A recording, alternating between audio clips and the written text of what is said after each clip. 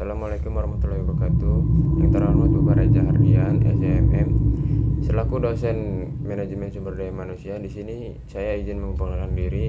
Nama saya Iksan Firmansyah dengan NPM 25220141. Di sini saya akan menganalisis tentang kasus manajemen sumber daya manusia pada PT Great Giant Pineapple. Baik, yang pertama latar belakang kasus. Manajemen sumber daya manusia berperan vital di perusahaan manufaktur seperti PT Great Giant Pineapple yang mempekerjakan ribuan karyawan untuk produksi nanas kaleng.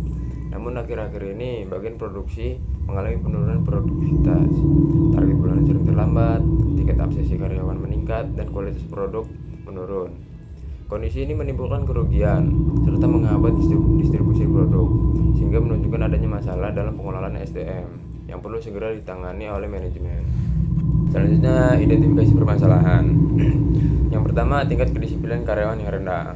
Sebagian karyawan sering datang terlambat, tidak menggunakan alat pelindung diri, serta tidak mematuhi aturan kerja yang telah ditetapkan oleh perusahaan.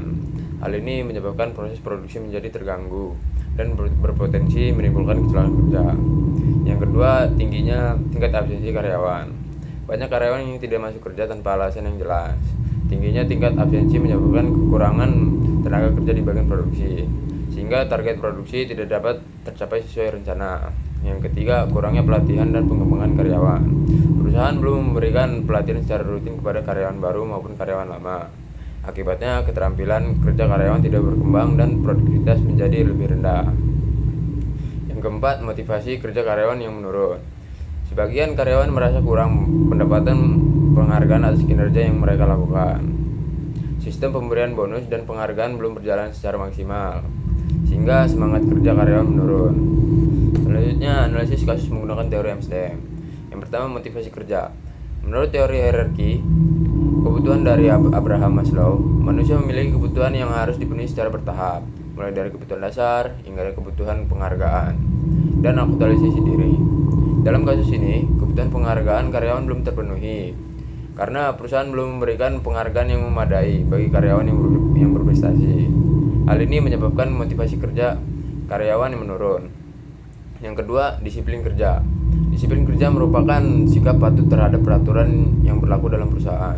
Disiplin kerja dipengaruhi oleh beberapa faktor seperti kepemimpinan yang tegas, aturan yang jelas, serta pengawasan yang konsisten. Dalam kasus ini, kurangnya pengawasan dan penegakan aturan menyebabkan karyawan menjadi kurang disiplin. Yang ketiga, kinerja karyawan. Kinerja karyawan dipengaruhi oleh 3 faktor utama, yaitu kemampuan, motivasi, dan kecepatan kerja. Apabila salah satu faktor tersebut tidak terpenuhi, maka kinerja karyawan akan menurun. Dalam kasus ini, kurangnya pelatihan dan motivasi menyebabkan kinerja karyawan tidak optimal. Selanjutnya, solusi. Yang pertama, meningkatkan pengawasan dan penegakan disiplin kerja. Perusahaan perlu menerapkan aturan kerja yang tegas serta memberikan sanksi yang jelas bagi karyawan yang melanggar peraturan.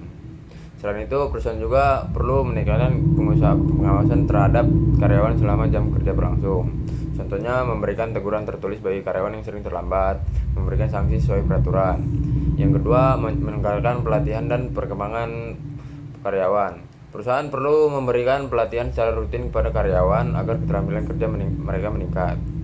Pelatihan juga dapat membantu karyawan memahami prosedur kerja yang benar serta meningkatkan keselamatan kerja. Contohnya pelatihan menggunakan mesin produksi, terus pelatihan keselamatan kerja. Yang ketiga, memberikan motivasi dan penghargaan kepada karyawan. Perusahaan perlu memberikan penghargaan kepada karyawan yang berprestasi agar mereka dihargai dan termotivasi untuk bekerja lebih baik. Contohnya memberikan bonus kepada karyawan, penghargaan karyawan terbaik, terus kenaikan gaji dan promosi jabatan. Yang keempat, meningkatkan komunikasi antar manajemen dan karyawan. Komunikasi yang baik antar pimpinan dan karyawan sangat penting untuk menciptakan lingkungan kerja yang harmonis. Perusahaan dapat mengadakan pertemuan rutin untuk mendengarkan keluhan dan saran dari karyawan. Contohnya, rapat evaluasi kerja bulanan, kotak saran karyawan, diskusi antar manajemen dan karyawan. Selanjutnya, kesimpulan studi kasus. Manajemen sumber daya manusia memiliki peran yang sangat penting dalam keberhasilan suatu perusahaan, khususnya pada perusahaan manufaktur seperti PT Great Giant Pineapple di Lampung.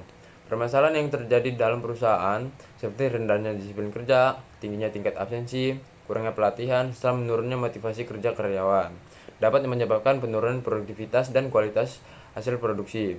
Oleh karena itu, perusahaan perlu menerapkan manajemen sumber daya manusia yang efektif melalui peningkatan disiplin kerja, pemberian pelatihan, motivasi kerja, serta komunikasi yang baik antar manajemen dan karyawan.